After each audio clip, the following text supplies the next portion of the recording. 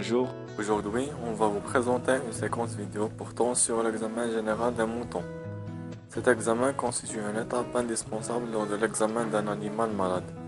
Il commence par une observation à distance de l'animal, en même temps que se fait le recueil des commémoratifs et la réalisation de l'anamnèse. Il importe de juger l'attitude anatomique de l'animal, voir le port des oreilles, le port de la tête, le port de l'encolure, la position des membres et la position de la queue par rapport au tronc, et d'examiner la courbure de la ligne dorsale. Il faut voir aussi le comportement de l'animal, voir son activité sensitivo-motrice.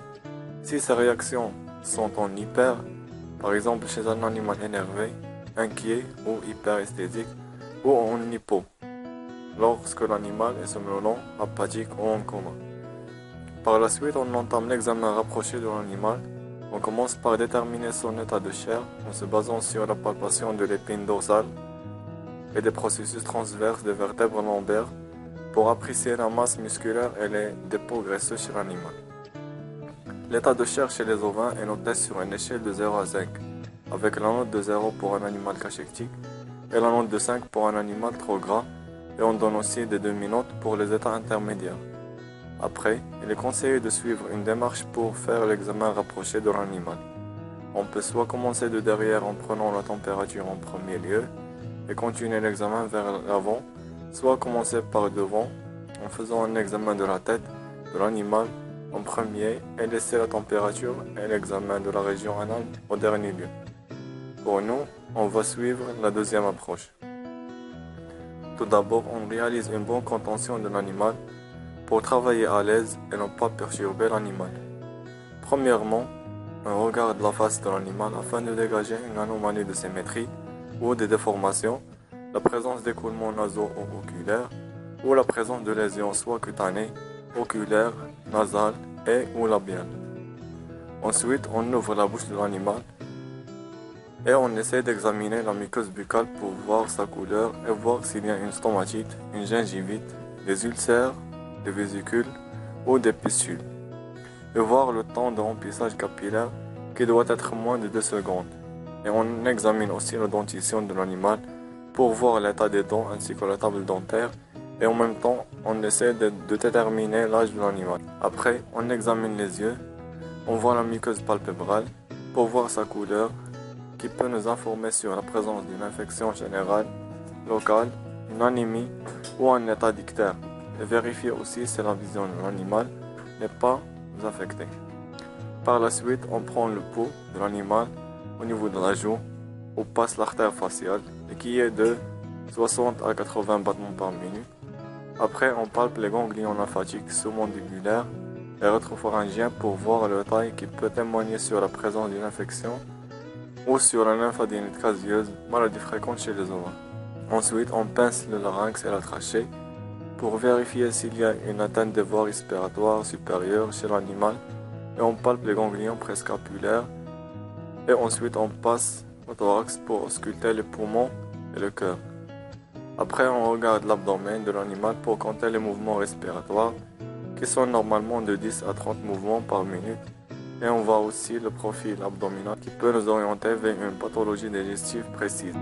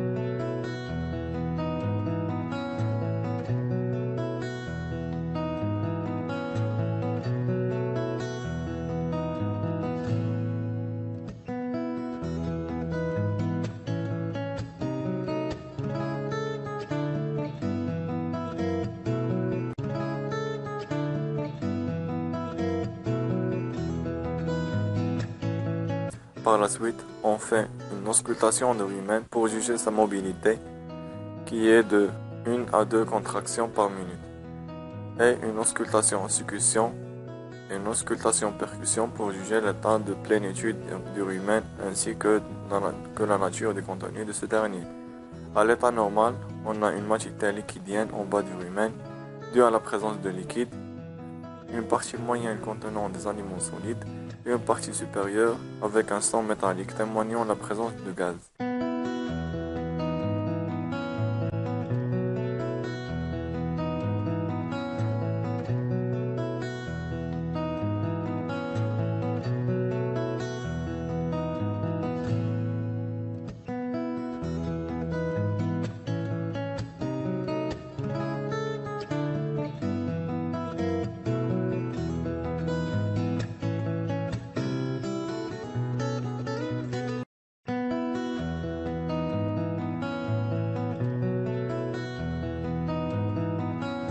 Après, on fait de même pour les intestins et l'osécom au niveau de la partie droite de l'abdomen et on palpe les ganglions précurrents.